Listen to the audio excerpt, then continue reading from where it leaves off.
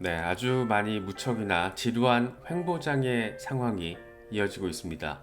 최근 한 석 달 정도의 시간은 최근 1년 전체를 통틀었을 때 가장 지루하고 루즈하고 재미없고 따분하고 답답하게 느껴지는 그런 시간이 아니었나 생각이 되기도 합니다.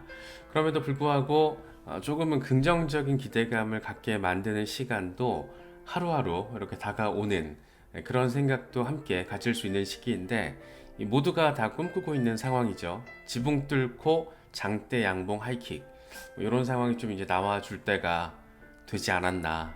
날도 더워지는데 서머랠리, 알트 시즌 이런 단어들이 이제 우리가 현실에서 경험할 수 있는 시간 이제 다가올 때가 되지 않았나.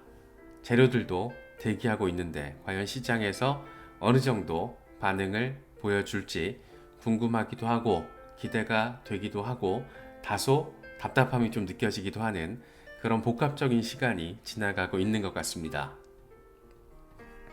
먼저 비트코인은 여전히 6만 1000달러 주변에서 오르락 내리락 흐름을 보여주고 있습니다. 중요 지지라인 딱 지금 언저리에 붙어 있다 보니까 여기서 더 빠지게 되면 추가적으로 이제 바이더 딥에 대한 고민을 해야 하는 그런 상황이 될 수가 있고, 여기서 반등을 해준다라면 이제 됐다, 어느 정도 바닥 리테스트 된 것 같구나, 이제 가면 좋겠다, 뭐 이런 생각 할 수 있을 것 같습니다. 하지만 상황 자체가 그렇게 녹록하진 않습니다. 일단 비트코인에 대한 관심도 자체가 상대적으로 줄어든 상태인데다가 두 개 이동평균 모두 상당히 큰 폭으로 하회하고 있는 그런 흐름이 이어지고 있습니다. 중요 지지 라인이 6만 달러 언저리이기 때문에 여기에 대한 지지는 조금 잘 받아주면서 가격 발견 과정으로 접어들면 참 좋겠다. 뭐 그 정도 생각 할 수 있는 그런 상황입니다. 공포 탐욕 지수는 하루 전보다 6포인트 빠진 40을 기록하면서 공포 단계가 이어지고 있습니다. 비트코인 도미넌스는 살짝 빠져주는 모습을 보이긴 하는데 그럼에도 불구하고 여전히 54%대 중반에 자리하고 있는 흐름을 확인해주고 있습니다. 덴크립토 트레이드 이런 얘기예요. 이번 사이클에서 200일 이동평균과 지수 이동평균을 네 번째로 리테스트를 했다. 이 상승장에서는 이 수준을 자주 테스트하지 않는데 이런 테스트는 반등 전 빠르게 터치하는 경우가 많다. 그러니까 일단 터치하면 급반등, 터치하면 급반등, 터치하면 급반등인데 이번에 지금 터치했기 때문에 급반등으로 이어질 가능성, 그 기대감을 이야기를 하고 있습니다. 마이클 반데포페 같은 경우에는 한 번 더 조정의 양상이 펼쳐질 가능성을 이야기하고 있습니다. 비트코인이 저점에서 반등하긴 했지만 새로운 조정 가능성도 있다. 시장이 급등세를 이어가기 전에 6만 달러에서 6만 5천 달러 구간 요 범위 안에서 조정 가능성이 있다. 하지만 주간 캔들은 좋아 보인다라고 이야기를 하고 있습니다. 7만 달러까지 가는 길이 녹록진 않을 수는 있겠지만 그럼에도 불구하고 시장의 온전한 분위기 전환은 이제 뭔가 시작될 때가 되긴 됐구나, 뭐 이런 생각들 갖게 만드는 것 같습니다. 시크립토는 장기적인 관점의 의미에 대해서 이야기를 합니다. 장기적 관점을 가지고 있다면 지금은 비트코인을 매도하기에는 최악의 시기다. 역사가 반복된다면 내년 말까지 15만 달러에서 20만 달러까지 가능성이 있다. 비트코인 현물 ETF는 매주 수십억 달러 규모를 매수하고 있다. 이런 시그널을 무시하면 안 된다라고 이야기를 하고 있습니다.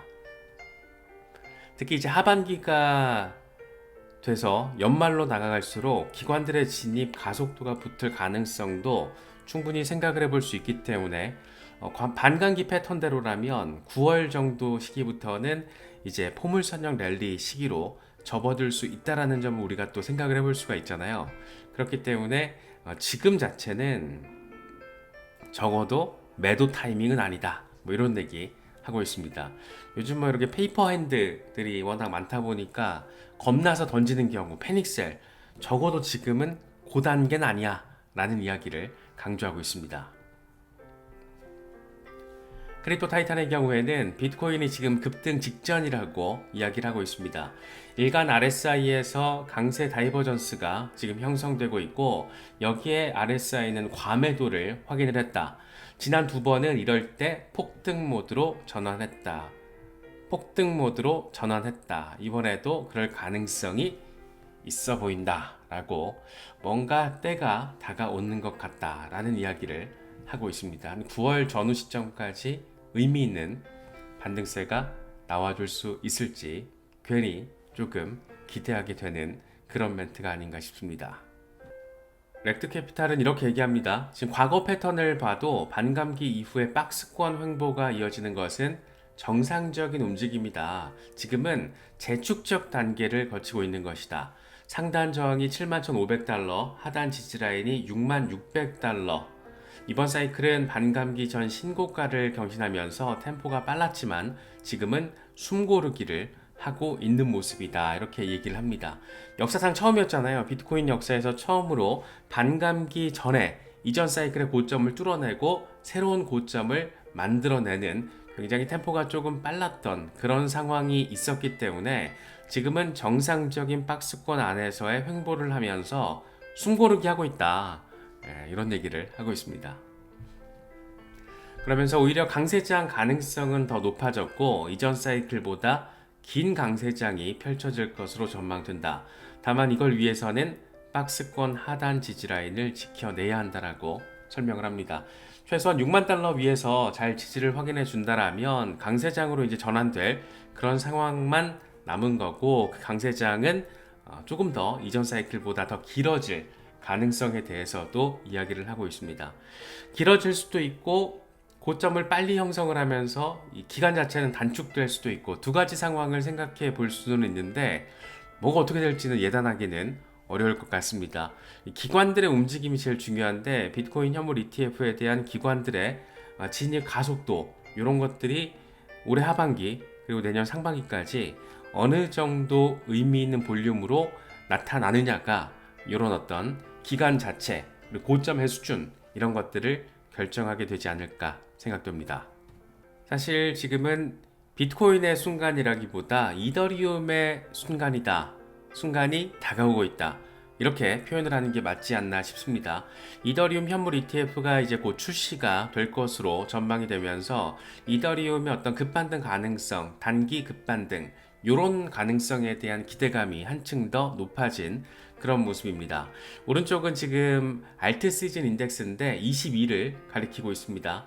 이 75를 돌파를 해야지 공식적인 알트 시즌이다 라고 평가를 하잖아요. 아직 알트 시즌 전혀 관계없을 정도로 갈 길 많이 남았다. 과연 이더리움 현물 ETF 이슈를 통해서 이더리움 중심으로 한번 움직여주고 그렇게 알트 순환매의 시작점이 마련될 수 있을 것인가 그런 부분에 대한 기대감이 고조되고 있는 그런 상황입니다.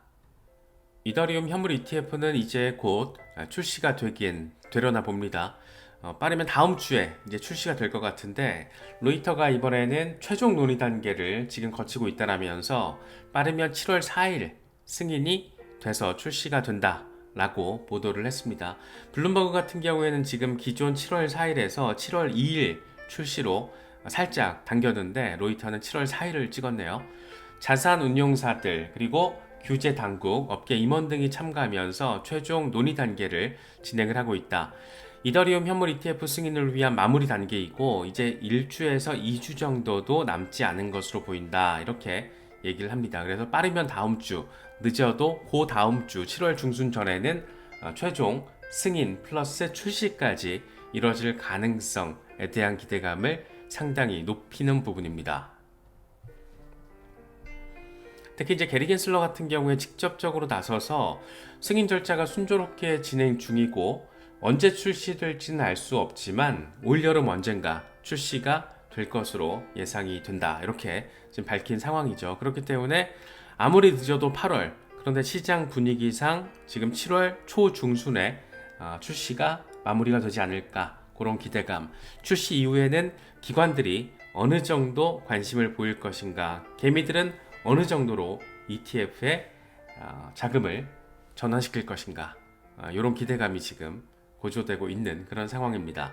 다만 이번에 스테이킹 이슈가 지금 빠져있기 때문에 이더리움 현물 보유자들이 현물 대신 ETF를 선택할 가능성 이런 게 어느 정도 될지는 지켜봐야 될 것 같아요. 지켜봐야 될 것 같지만 일단은 이더리움까지도 비트코인에 이어서 현물 ETF로 월가에 안착을 하게 된다는 것은 암호화폐 역사 전체를 통틀어서 굉장히 전환기적인 시기를 지금 우리가 경험을 하고 있다. 이 정도로는 충분히 평가할 수 있을 것 같습니다.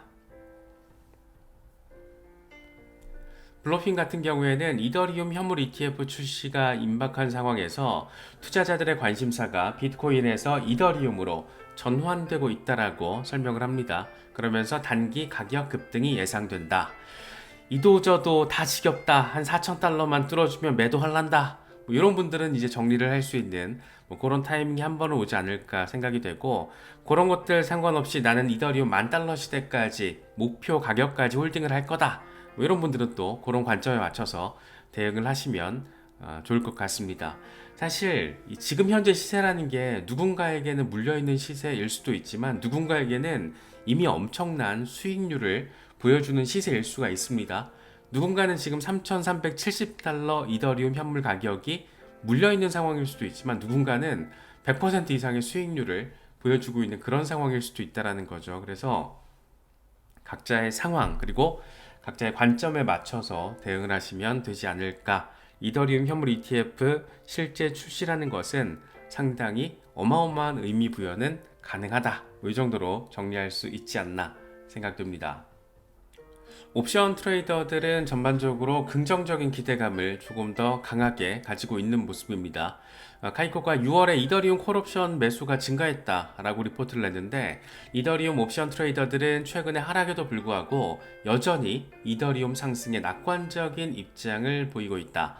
5월만 해도 콜옵션보다는 풋옵션 매수가 더 많았지만 6월 들어서 콜옵션 매수가 더 많아졌다. 특히 12월 만기 콜옵션 행사가도 현재 가격보다는 더 높은 수준이다. 이렇게 이야기를 합니다. 옵션 트레이더들은 지금보다는 연말에 이더리움이 더 높은 가격을 형성하게 될 것이다. 이렇게 지금 생각을 하고 판단을 하고 베팅을 하고 있다라는 점도 참고하시면 좋겠습니다. 7월 4일 전후 시점에서 이더리움 현물 ETF가 출시가 되고 그렇게 알트 시즌에 대한 포문이 열리면 딱인데, 그 전에 일단 7월 1일에 의미 있는 이벤트 하나가 지금 또 대기를 하고 있습니다. ASI 토큰 병합 이슈죠. 패치, 싱귤레리티, 오션 프로토콜 이 세 가지가 변신 합체를 하면서 하나의 ASI 프로젝트로 이제 시장에 선보이게 되는 건데, 이게 지금 7월 1일 특히 AI 테마 자체가 워낙 지금 이 시대를 관통하는 테마 섹터이다 보니까 이런 게 또 어느 정도 알트 시장 전체에 의미 있는 영향을 미치게 될 것인가, 특히 AI 테마 종목들이 동반해서 반등할 수 있는 그런 상황까지 연출이 될 것인가, 그런 점들도 상당한 기대 포인트로 작용을 하고 있습니다. 특히 인젝티브 팀에서 뭔가 지금 던졌는데 뭔가가 지금 벌어지고 있다는 거예요. 그래서 인젝티브와 패치 얘네들 지금 뭐 하고 있구나, 뭐 이런 생각도 지금 갖게 만들고 있습니다.